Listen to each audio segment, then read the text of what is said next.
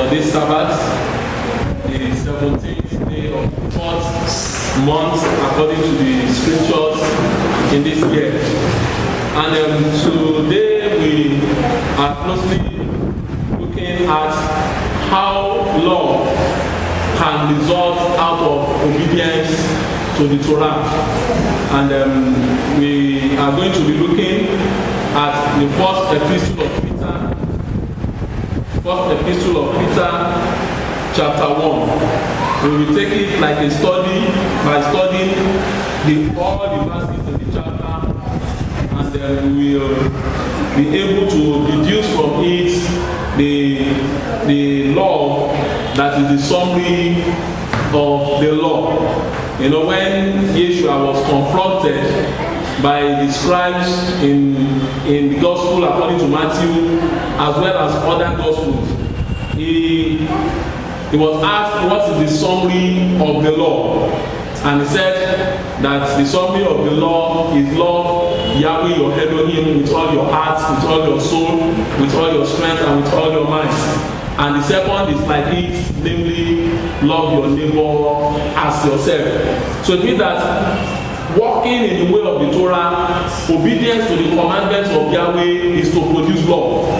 But the ultimate, the main backbone of the Torah is love.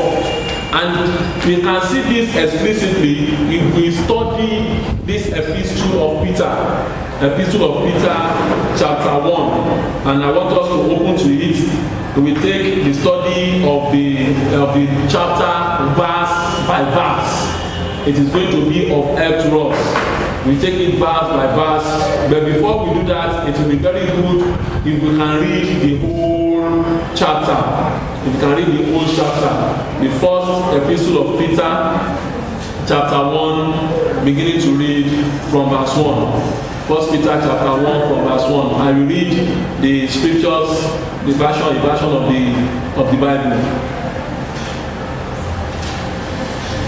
Kefa, an emissary of Yeshua Messiah, to the chosen strangers of the dispersion in Pontus, Galatia, Cappadocia, Asia, and Bithynia, chosen according to the foreknowledge of Elohim, the Father, set apart by the Spirit unto obedience, and sprinkling of the blood of Yeshua Messiah, favor and peace be increased to you.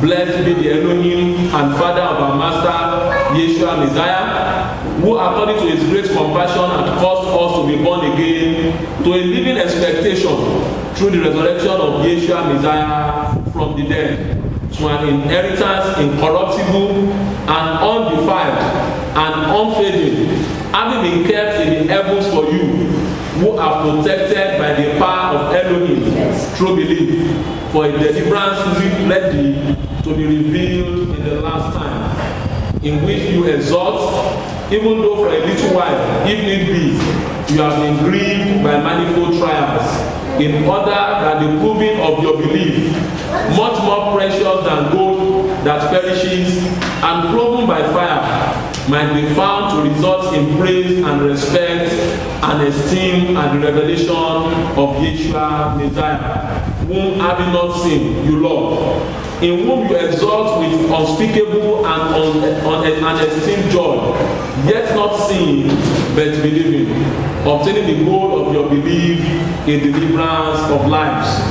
Concerning this deliverance, the prophets have sought out and searched out, prophesying concerning the favor for you, searching to know what sort of time the Spirit which was in them was pointing out concerning Messiah, when it was bearing witness beforehand the sufferings of Messiah and the esteems that would follow, to whom it was revealed that they were serving not themselves but you, in these matters which now have been announced to you through those who brought the good news to you by the set apart Spirit sent from heaven, into which messengers long to look into.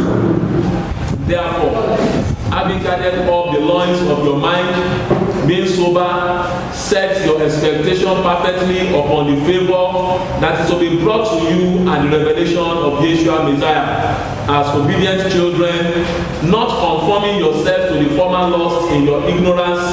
Instead, as the one who called you is set apart, so you also should become set apart in all behavior, because it has been written, be set apart, for I am set apart. And if you call on the Father, who without partiality judges according to each one's work, pass the time of your sojourning in fear, knowing that you were redeemed from your futile way of life, inherited from your fathers, not with what is corruptible, silver or gold, but with the precious blood of Messiah, as of a lamb unblemished and spotless, foreknown indeed before the foundation of the world, but manifested in these last times for your sakes, who through him believed in Elohim, who raised him from the dead and gave him esteem, so that your belief and expectation are in Elohim.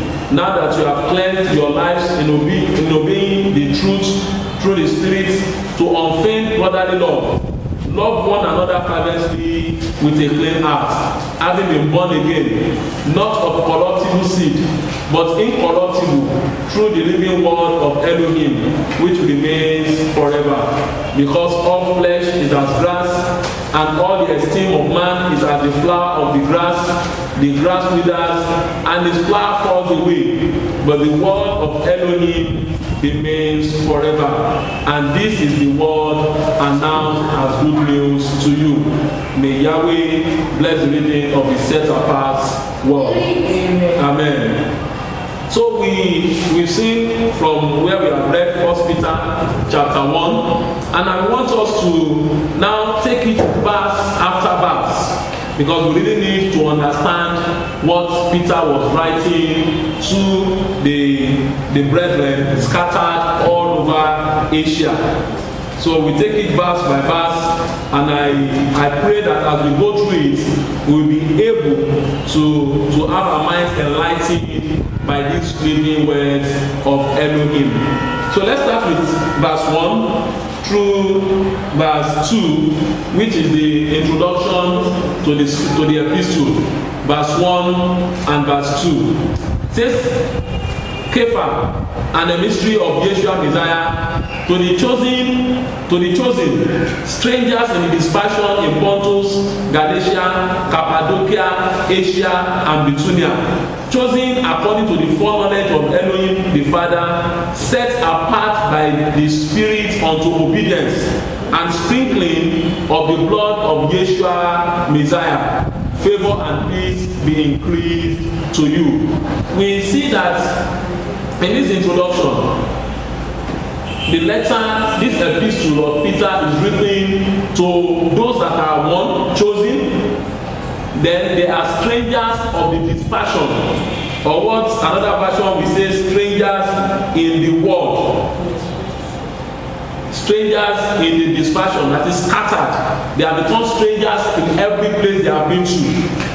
And I'm very certain that actually this epistle was written to Jews that have been scattered all through Asia, because he said they are chosen and they have become strangers in the dispersion. The reason why they are strangers in the dispersion is because they were Jews and they have gone into a foreign land. And so he's saying that, so this epistle is written to those that are familiar with the Torah, the word of Elohim. And so Peter is reaching out to them. And he said something in verse 2 concerning them. He said they were chosen according to the foreknowledge of Elohim the Father. They were chosen according to the foreknowledge.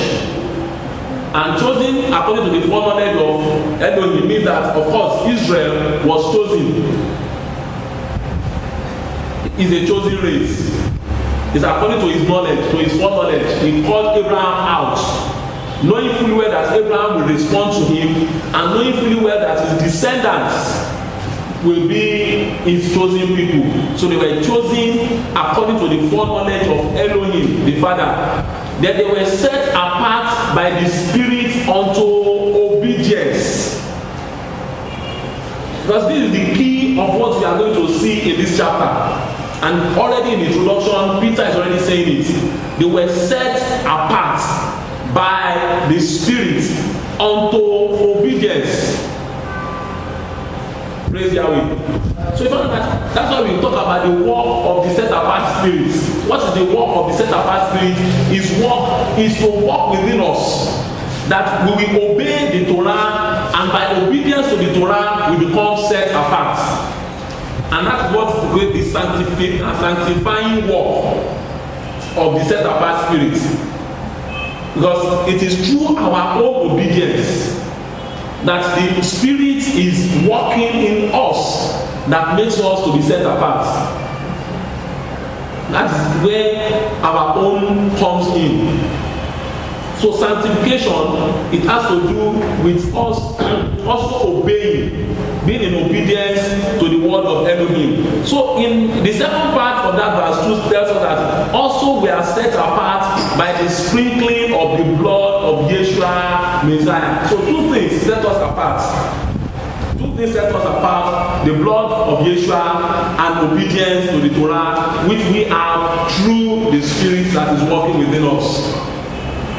This is the same thing we looked at last Sabbath, that the saints, that is the elect, are those who obey, who keep the commandments of Yahweh, and at the same time also have faith in Yeshua the Messiah.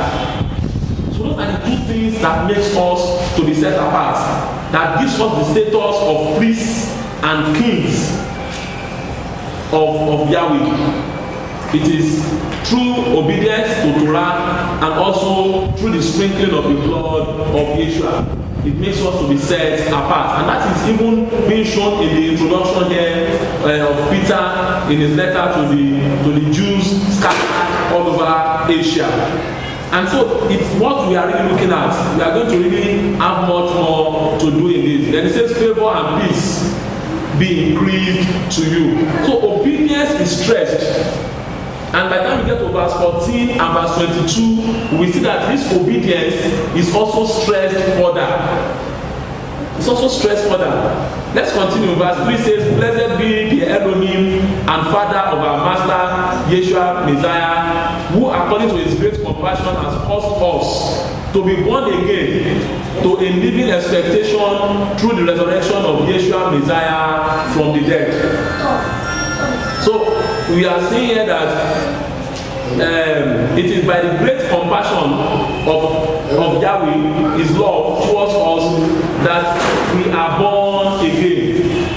And that's why John 3:16, for Elohim so loved the world that he gave his only begotten Son, that whosoever believe in him may not perish but have everlasting life. So it is through his great compassion, the compassion of Elohim and the Father of our Master, that is the God and the Father of Yeshua. It is through his great compassion that we have been born again. And our being born again is to a living expectation. It's to a living expectation. I hope we understand that we are still expecting something to take place. So we are not to be looking back. It's like someone said that, why am I always talking about the second coming? Why, when people are yet to believe the first coming?